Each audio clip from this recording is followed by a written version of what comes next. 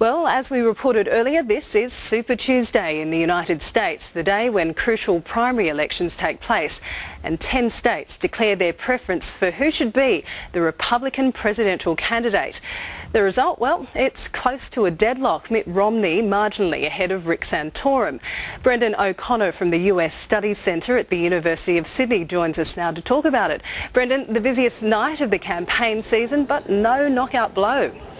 No, I think there are only two choices now. There's either Mitt Romney getting the number of delegates he requires, or Mitt Romney falling short and no candidate getting the required number of delegates and it going to the convention in August this year. So as long as this process seems to some people at this point, it's got longer to go. It's going to be a few months before Romney can get close to the number of delegates. Santorum's done well today, but I don't think he can get the delegates required, and Newt Gingrich certainly can't. So it's a very injured and wounded Mitt Romney that sort of marches on, but I think he is somewhat the inevitable winner eventually.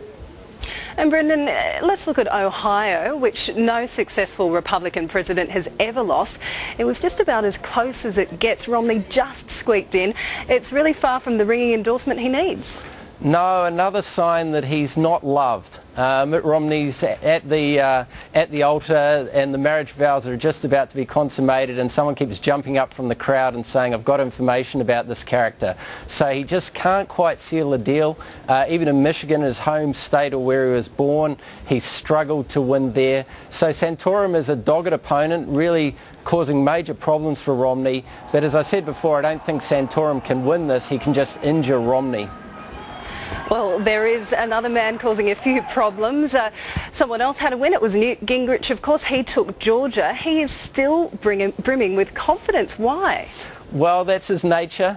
He's someone who has tremendous self-regard, Newt Gingrich. I don't think he'll pull out because he'll have nothing else to go to. He's in his late 60s. This is probably his last political run. And he's also in the campaign to injure Romney. He clearly doesn't like Mitt Romney, keeps calling him a liar. So I don't think Gingrich will pull out soon, even though he has no chance at all of being the nominee.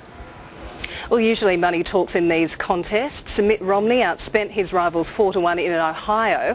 Why is he failing to get traction? Well, I think there's a sense that Mitt Romney isn't particularly authentic, that he looks the part, but he's a bit of a phony. And for some Republicans who are very conservative, there's a worry that he just pretends to be conservative, that his views would just change depending on who was voting for him. So there's a sense that no one really knows who Mitt Romney is. He's got a bit of the Al Gore, John Kerry problem of being seen as a bit fake, and that's been a major problem for him in this campaign. Well, it's pretty entertaining to watch. Brendon O'Connor of the US Studies Centre at Sydney University, thank you very much. And for more, go to our website. Anton.